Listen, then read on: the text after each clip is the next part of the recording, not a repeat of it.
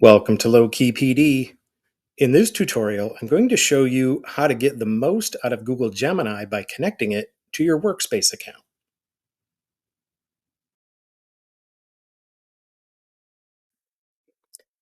So here I am on Google Gemini, and if you have a Workspace account, you should have access to this. If not already, then pretty soon.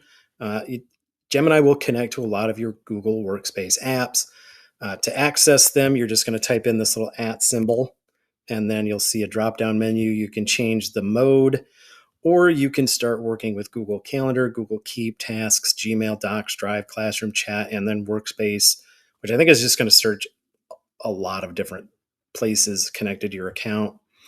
I did play with this the other day. Google Calendar, you can give it a title for an event, a date, a description, and tell it to add it to your calendar on Google Calendar, and it does that.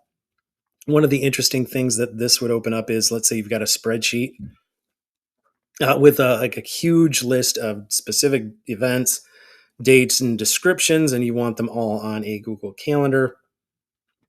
Having Gemini create these events is going to be much, much, much, much, much faster than going into Google Calendar and trying to add those events manually by adding a new event, typing in the title, and all that stuff. So this is going to make that a lot faster. It can like access your Gmail to let you know.